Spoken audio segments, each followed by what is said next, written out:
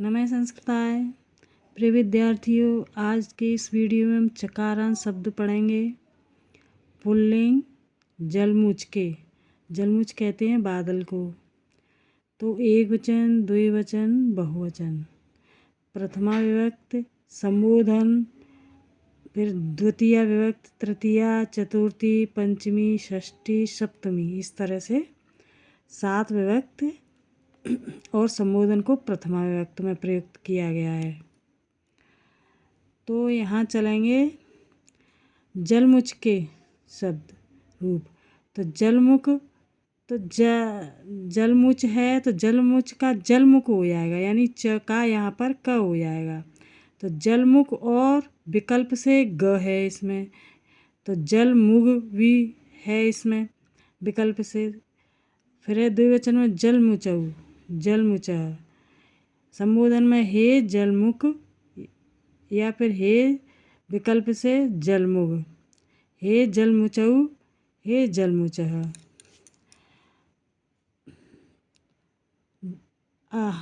द्वितीय विभक्ति का जलमुचम, जलमुचऊ, जलमुचह।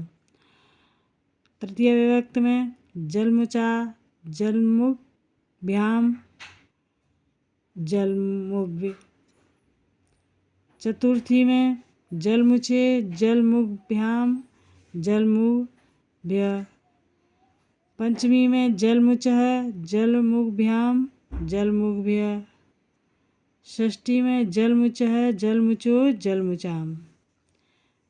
सप्तमी में जलमुच, जलमुचो, जलमुच। इस तरह से हैं। सत्यवाच आदि सभी चकारांत शब्दों के रूप इसी प्रकार होते हैं। सभी च वर्गांत शब्दों के अंतिम च वर्ग को क वर्ग आदेश हो जाता है। तो अभी हमने पढ़ा था च को क आदेश। तो च वर्ग को क वर्ग आदेश हो जाता है यदि उसके आगे झल वर्ण हो या वह पदांत में हो। तो झल वर्ण का इसका वीडियो पड़ा हुआ है, देख लेना। केवल प्रांच, प्रत्यंच, तिर्यंच, उदंच के रूपों में कुछ भेद होता है। ये शब्द अंच जाना धातु से बने हैं। यहाँ अंच कहते हैं, जाना धातु से बने हैं। और इस तरह दूसरी ट्रिक है याद करने की, जलमुख, जलमुख, जलमुख, जलमुचम, जलमुचा, जलमुचे, जलमुचह, जलमुचह, जलमुचे। इस तरह से एक वचन में। द्विवचन में जलमुचऊ, हे जलमुचऊ, हे जलमुचऊ, जलमुग्भ्याम, जलमुग्भ्याम, जलमुग्भ्याम। तीनों एक जैसे हैं। जलमुचो, जलमुचो, ये दोनों एक जैसे हैं। ये तीनों एक जैसे हैं। दोनों एक जैसे हैं। ये तीनों 1 2 3 तीनों एक जैसे हैं। बहुवचन में जलमुचः, हे जलमुचः, जलमुचा। ये तीनों एक जैसे हैं। फिर है जलमुग्भ, जलमुग्भ्य, जलमुग्भ्य। ये दोनों एक जैसे हैं। जलमुचाम, जलमुक्ष। वेरी वेरी इम्पोर्टेंट है ये। तो परीक्षाओं में आने वाले जो प्रश्न होते हैं वो इधर से ज़्यादा आते हैं और इधर से ज़्यादा आते हैं। तो ये जलमुच बादल को कहते हैं। आगे है प्रांच, पूर्वी। प्रांच कहते हैं पूर्वी। तो इसके रूप हैं, देखो, प्रथमा, संबोधन, द्वितीय, तृतीय, चतुर्थी, पंचमी, षष्ठी और सप्तमी। तो प्रांच के प्रांग हो जाएंगे, इस तरह से चलाएंगे। प्रांग, प्रांचऊ, प्रांचः। हे प्रांग, हे प्रांचऊ, हे प्रांचः। प्रांचम, प्रांचऊ, प्रांचः। इस तरह से द्वितीय विभक्ति में ये संबोधन में थे, वो प्रथमा में थे। तृतीय विभक्ति में प्राचा, प्रागभ्याम, प्रागभ्य। चतुर्थी में प्राचे, प्रागभ्याम, प्रागभ्य। पंचमी में प्राच, प्रागभ्याम, प्रागभ्य। इस तरह से हैं। और षष्ठी विभक्ति में प्राचः, प्राचौ, प्राचो यानी एक मात्रा है ओ, प्राचाम। सप्तमी में प्राच, प्राचो, प्राचु, छाया प्राचु, इस तरह से है। दूसरी ट्रिक है इनकी याद करने की, तो देखो प्रांग, हे प्रांग, प्रांचम, प्राचा, प्राचे, प्राचह, प्राचह, प्राच, यानी ये दोनों एक जैसे हैं और ये दोनों एक जैसे हैं। द्विवचन में ये एक वचन में, ये द्विवचन में और ये बहुवचन में है। तो द्विवचन में प्रांचौ, हे प्रांचौ, प्रांचौ, ये तीनों एक जैसे हैं। प्रागभ्याम, प्रागभ्याम, प्रागभ्याम, ये तीनों एक जैसे हैं। प्राचो, प्राचो, ये दोनों एक जैसे हैं। अगली ट्रिक है बहुवचन वाली, तो प्रांचह, हे प्रांच, ये दोनों एक जैसे हैं, फिर यहाँ पे बदल जाते हैं ये। प्राचह, प्राग्भ्य, प्रागभ्य, प्रागभ्य, ये दोनों एक जैसे हैं। प्राचाम, प्राक्षु, इस तरह से हैं। तो पेपर में जो आते हैं वो प्रथमा व्यक्ति का एक वचन क्या है, द्विवचन क्या है, बहुवचन क्या है, संबोधन का एक वचन क्या है, द्विवचन क्या है और बहुवचन क्या है, द्वितीय विभक्ति में एक वचन क्या है, द्विवचन क्या है, बहुवचन क्या है, तृतीय विभक्ति में एक वचन क्या है, द्विवचन क्या है, बहुवचन क्या है, चतुर्थी विभक्ति में एक वचन क्या है, द्विवचन क्या है, बहुवचन क्या है, पंचमी में एक वचन क्या है, द्विवचन क्या है, बहुवचन क्या है, षष्ठी में एक वचन क्या है और द्विवचन क्या है और बहुवचन क्या है, सप्तमी में एक वचन क्या है, द्विवचन क्या है और बहुवचन क्या है, इस तरह से आते हैं।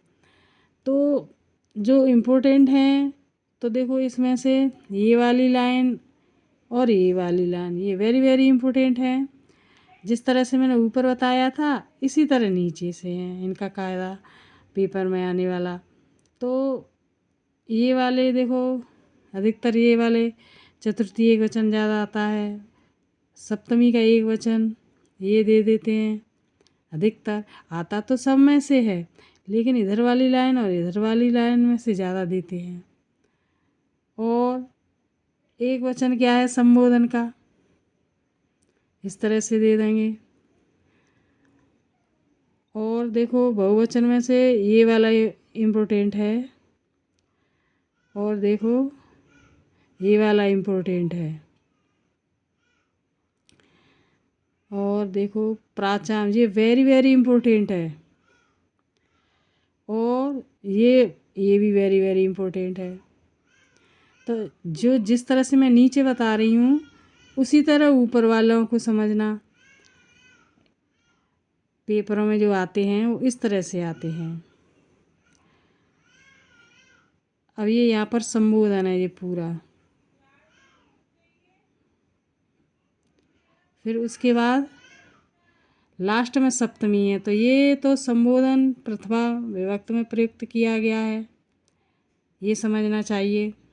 हर वीडियो में बाबूराम सक्सेना के जितने भी रूप हैं वो इस तरह से हैं कि संबोधन को यहाँ दे देते हैं सप्तमी नीचे सबसे लास्ट में, क्योंकि संबोधन प्रथमा में प्रयुक्त होती है इसलिए दे देते हैं। थोड़ा बहुत अंतर भी हो जाता है संबोधन में। तो इस तरह से ये वीडियो है। आप और अक्षर पहचानने की जो ट्रिक है तो आप इस तरह से पहचान लेते हैं। देखो प्रांग, प्रांग, प्रांचम, द्वितीय विभक्ति प्रांचम हो गया है, यहाँ ग नहीं है। फिर देखो प्राचा, लास्ट में चा है, फिर लास्ट में चे है, फिर च है, फिर च है, फिर चे है, इस तरह से। तो प्रा का तो प्रा है शुरू में, बाद में अक्षर बदल गए हैं। किस तरह से बदले हैं ये देख लो। फिर प्रांचव, प्रांचे, ये दोनों तो एक जैसे ही हैं। फिर देखो यहाँ पर इस तरह से प्रांचव है। फिर प्रा सब में पहला अक्षर प्रा है।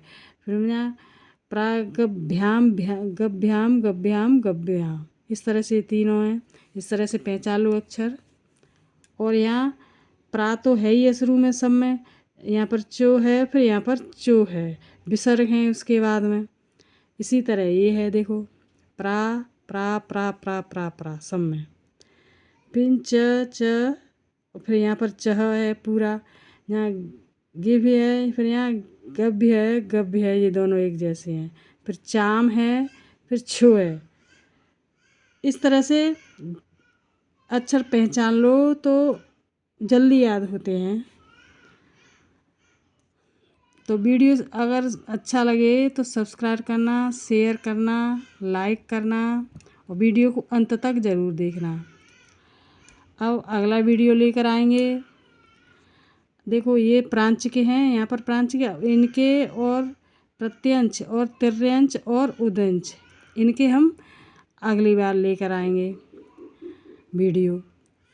तो ये वीडियो यहीं समाप्त है। नमः संस्कृताय।